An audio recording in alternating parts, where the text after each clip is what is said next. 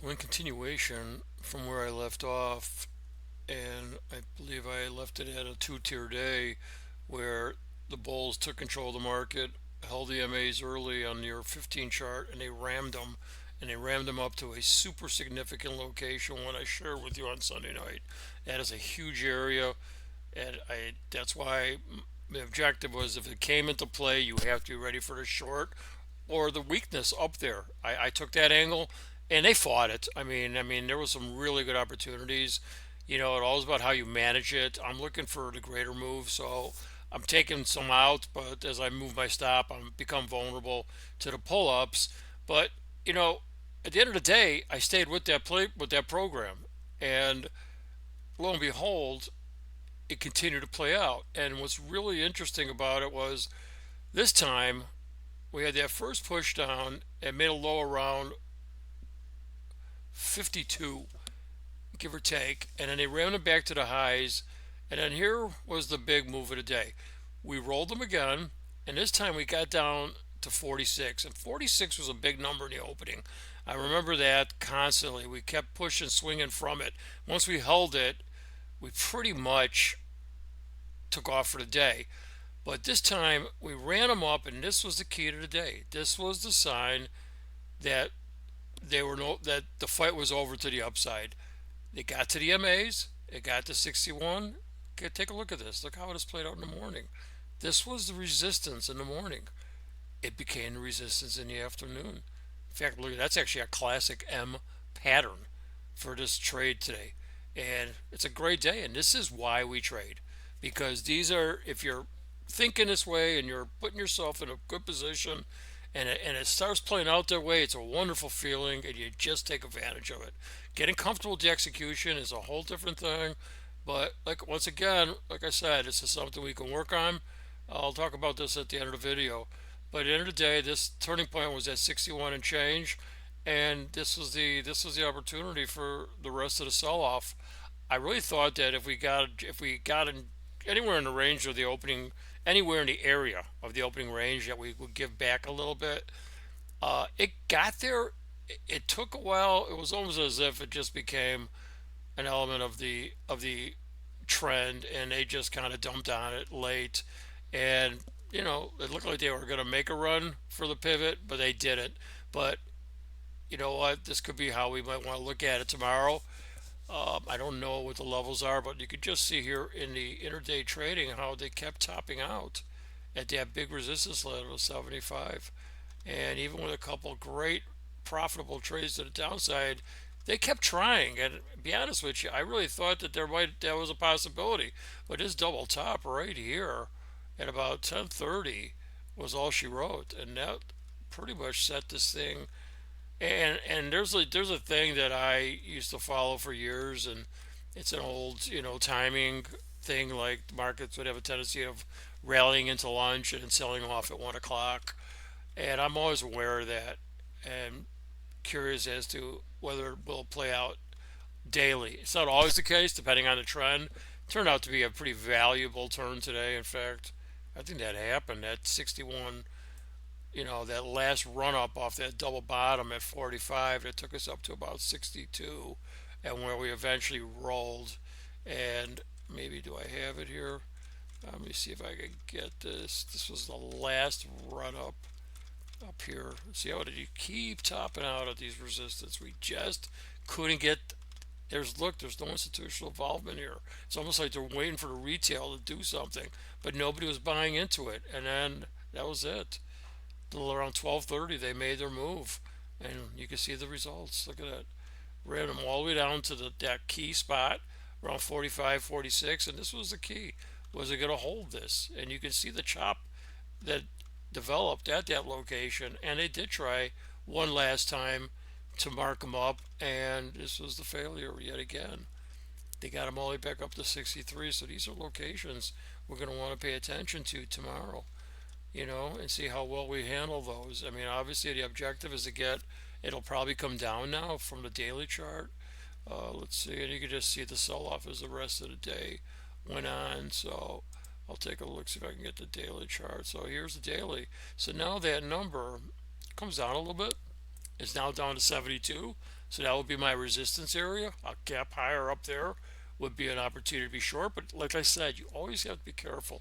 Let the market prove itself.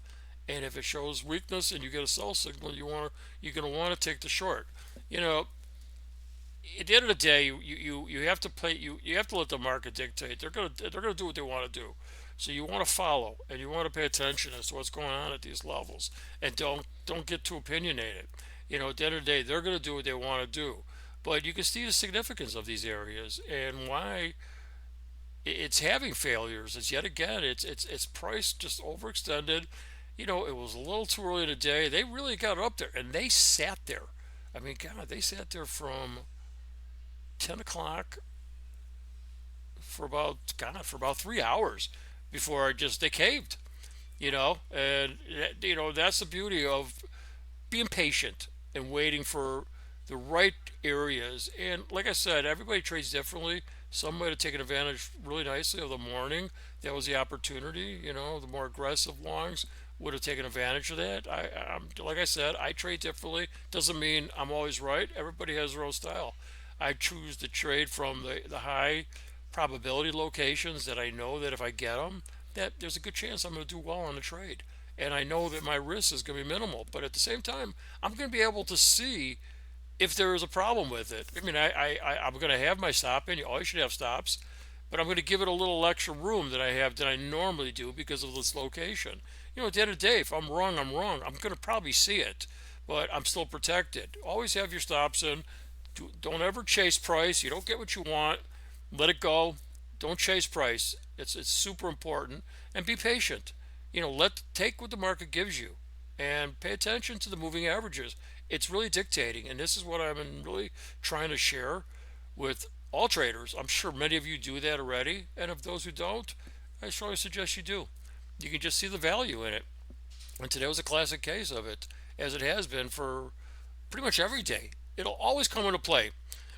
It starts with your 15-day moving averages because those are going to be in play way before the dailies. And dailies are spread out. It's taking in way more data. So you can see your moving averages now are sitting at right here. We're sitting at, I don't know if this might be the 9 that's piercing down, and that's usually a bearish sign. I think when the 9 is going through, which would be the 50 right here at 23, which was the low of the session, give or take. That there was just panic, people bailing. So we're gonna have to pay attention to this little pocket right here between 33. I'm not exact, and let's just say 33 to 23. That'll be the key to see how well it handles that. I mean, if we falter, then we're going to start pressing some spots. And we talked about the lower support levels. I'll pay attention to 3805. Always pay attention to solid number 3800 if it comes in play. I don't know if it will tomorrow. In fact, I still don't know what tomorrow's numbers are. So I'm going to take a look because I give you this analysis and I have no idea what the pivots are going to be. So let's just see how well this plays out with our, just our homework and just, paying attention to locations and how this played out, previous sessions, highs, lows, what have you. They believe me, they come into play with your trading session. Let's just get straight to it. I don't know why I keep doing this. All right, so take a look where your pivot's at now. It's way up there. So it now is at 38.41. We're probably going to be sitting close to it most of the night. I just don't know how this could play. You can see already that the commercials are kind of protecting it. But this early, don't get too caught up in this. I don't trade after 5. I don't trade after 3:15. That's just not. It's too thin. I'm too tired. There's enough action going on between 8:30 and 3:15 that there's no need to let the European traders have their cake. So and or eat it, one or the other. Anyway, we're gonna have to see. Let's take a quick look. Where's it? Let's see if the numbers are coming in. Where is this one? Today's range. So the first support level is at. Look, get a load of that. 3805. That was today's pivot that we never got to. So you see how this stuff kind of comes in. You can almost, as when you study it, you can almost see it before they even print. And they're all based on high-low settlement. That's all these numbers are. There's a formula. It's rather simple. and it comes with every platform you use, by adding it to it. I'm not sure what the word terminology is for it, but it's available to you, and I just think it's valuable. And I've been using this for years. I love it. I think it's huge in terms of how the institutions get involved, and you'll see it if you pay attention to it. Anyway, that's it for today's early analysis. I'm going to take a quick look and see where R1 is and see how they came in with turning points yesterday. It's up around 69, and 69 was kind of no man's land. It was kind of the support area when we were tapping the 76 area. They kept bouncing off that. That's really the only value I got out of that. Uh, and 3904, and that's going to be a big deal. I mean, we're going to have to get through uh, that 72 trend line up here, guys, and this moving averages for even us to think about 3900, and that's a big deal. And here was the other thing that I really took notice at, and it's pretty interesting because get a load of this. I mean, throughout this whole thing, it didn't dawn on me till late. The Dow made a new contract high, and I look at these things. I look at the disparities because I'm like, so what is this telling me? The Dow's making these new highs, and yet we're quite a distance from ours. So are we going to play catch up, or is the Dow going to retreat? I don't know. You don't take too much into it, but I paid attention to this because even as the Dow kept hovering above 32,000 or around it, we were struggling with, that area that I talked about, and it was the 75 to 78 area. I pinned it to you on Sunday night. I told you you're going to want to. This is about taking advantage of high probability locations. I get it. If you're not a full time trader, it's hit or miss. You take what you can, and that's fine too. But sometimes, and today is one of those days where patience pays off, and a game plan pays out if you really if you're willing to sit through it and execute when it comes into play. And I took two cracks at it, and I did well on them. There were a couple of trades in the morning because I had to fill out the range where I did okay, but I got stopped out on some trades because obviously they were way more aggressive to the upside, and I didn't want to fight it. I didn't like the buying opportunities, and I let it go. So I took advantage of the short side of the market, and that was my objective. Doesn't mean I'm always right, but that's my game plan. And everybody should have their own game plan, but you always pay attention to the moving averages. The levels are important when they're in play, and always be patient and pay attention to momentum. And that's another part of this platform that I could share with you guys if there's anybody out there who really likes what you're seeing, because I'm not going to be keep posting on Facebook.